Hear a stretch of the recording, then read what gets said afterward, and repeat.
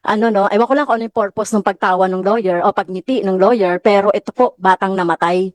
No, hindi po ito, well, pag hayop nga Mr. Chair, meron tayong batas eh. Hayop, pusad, kulang na lang siguro lamok na mapatay ay dapat na ano no magkaroon tayo ng justice. Kaya lang hindi ito hayop hindi living ano to tao ito Mr. Chair. Yung pinag-uusapan natin seryoso tayo Mr. Chair no. Matanong ko nga yung lawyer ng dalawang officer Mr. Chair. So are you a member of the PNP? Yes, Your Honor. Okay, so seryoso itong usapin na to ano, hindi ito dapat nang hiningitian o tinatawanan.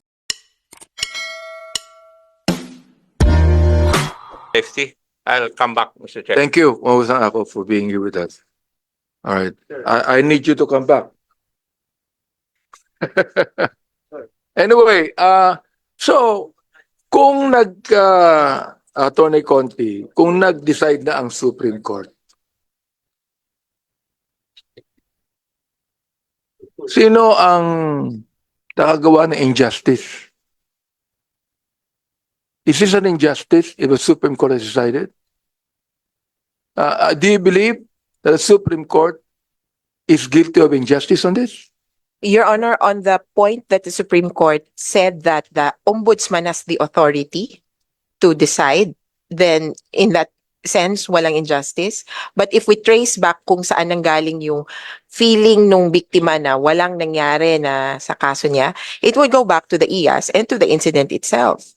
And the concept of a homicide, a killing, being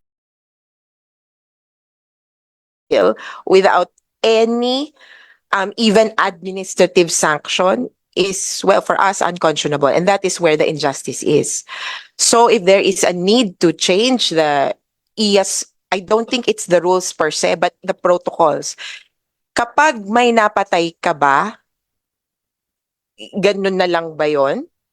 Even if, kahit sabihin na natin hindi grave misconduct, even if just small simple misconduct. Kaya yung pong killing committed in the course or during police operations, we think that should be looked at in the context that the police themselves will be investigating themselves. So you were saying that the Supreme Court decided not on the merit of the case. Yes, Your Honor. It's on the authority of And that the... is where the injustice comes from. Yes, and when you trace it, Your So Honor, therefore, the Supreme Court decision is based on technicality.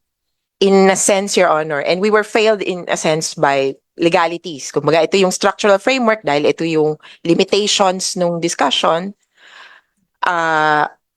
We're left with whatever structural inequalities there are. I'll be asking Congresswoman Castro to be the one to interpolate. But before that, I'd like to ask the Philippine National Police, what is your rules of engagement as far as the policeman, for example, using his gun and firing it, and in the process killing the person? Whether it be mali o tama. So ano pong ginagawa ng Philippine National Police sa inyong mga kapulisan? Your Honor, as I have mentioned a while ago, under the POP, it's going to be placed as a crime scene and it's going to be submitted for the scene of crime of operation, Your Honor. That is where the investigation comes in, Your Honor. So anong ginagawa nyo sa police na gumamit ng baril? Before it is, for the investigation to to answer, be Your Honor. conducted, di ba? I mean, nakita nyo yung ating police nakapatay. Alright. At whether it be tama yung ginawa niya o mali, ano ang unang-unang ginagawa ng ating kapulisan, ng leadership natin, before any investigation can be conducted? Mr. Chair, it is the mandate of the Internal Affairs Service that in two cases of where there is discharge or use of firearms or there is death, the motu proprio powers of the IAS kicks in, and they will conduct administrative investigation on the matter. But insofar as the death is concerned, Mr. Chair, that is the SOP on inquest that was clarified about. before, sir, is that it is automatic also that the PNP will file still a case inquest proceedings with the prosecutor's office, notwithstanding that the suspect died, because of course we know that death extinguishes criminal liability. But the purpose of the inquest is to determine the propriety, the rightfulness of the operation conducted by the PNP because there was death. So meron pa rin, sir, inquest. That's the purpose. That's the meaning of the inquest based on our POP, to determine the propriety of the operation because there is death. But insofar as the use of the firearms is concerned, Mr. Chair, it's also included in our POP that it follows the rules of court and that of the revised penal code on the concept of self-defense. We stand by all of this death, Mr. Chair, because there was encounter. As a matter of fact, that's the part, the contents of our report, Mr. Chair, on the data, that there are Ibig sabihin ng encounter. encounter, yung 17-year-old na bata, meron din siyang baril na hawak. If it is included in our list of those 6,417 cases, Mr. Chair, yes. Encounters necessarily nagkaputukan po, Mr. Chair, on the part of the police and that of the suspects. That is the contents of our report that we have submitted, Mr. Chair. Encounter, Mr. Chair. Nagkaroon ba ng encounter, Major Corpus, during that time? Yes, Your Honor. Yung pong 17-year-old na bata, may dalang baril din at nagpapabarilan sa inyo? Yes, Your Honor.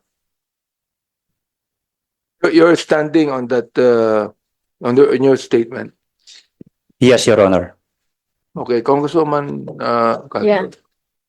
Well, siguro observation lang, Mr. Chair.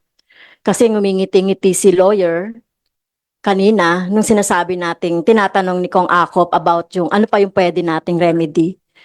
So Mr. Chair, nababagabag lang ako no do sa ganong attitude na sinabi kasi ni Attorney Conti na iakyat natin ito sa international. Parang tatawa-tawa lang yung lawyer. Pero Mr. Chair, ewan ko lang kung ano yung purpose ng pagtawa ng lawyer o pagngiti ng lawyer, pero ito po, batang namatay. No, hindi po ito, well, paghayop nga Mr. Chair, meron tayong batas eh. Hayop, pusad, kulang na lang siguro lamok na mapatay ay dapat na magkaroon tayo ng justice. Kaya lang hindi ito hayop, hindi living tao ito, Mr. Chair. Yung pinag-uusapan natin, seryoso tayo, Mr. Chair, no. Matanong ko nga yung lawyer ng dalawang officer, Mr. Chair. So are you a member of the PNP? Yes, Your Honor. Okay, so seryoso itong usapin na to, no? Hindi ito dapat nang hiningitian o tinatawanan. Sir, just... Okay? Yes, sir. Kayo po ba ay ama rin? Ama book? Yes, Your Honor. Meron kayong I anak? have my child. Okay, ilang taon po? 1.5 years, Your Honor. Okay, so nararamdaman ko habang paulit-ulit natin itong dinidiscuss, Mr. Chair, nararamdaman ko yung sakit ng nararamdaman ng ina ni Joshua. Kaya tinitignan ko yung mga expression ng mga pulis dito kung ano yung nararamdaman nila, no. So hindi ito dapat nangitian at dapat ito bigyan palaga ng katarungan, Mr. Chair. May napatay eh. 'Di ba? Kaya katulad ng sabi ko, hayop man 'yan. Eto, hayop ito, meron tayong batas na kapag pumatay ka ng hayop ay responsible ka. Eto, may pulis na pumatay ng tao, responsible siya. 'Di ba? So talagang Mr. Chair. At siguro lang sa IAS. So sa pag-iimbestiga ba ng administrative, Mr. Chair, sa IAS tanong ko lang, yung bang mga pulis na iniimbestigahan, ang nagdi-defend ba sa kanila ay government employee din, Mr. Chair? Your Honor, please.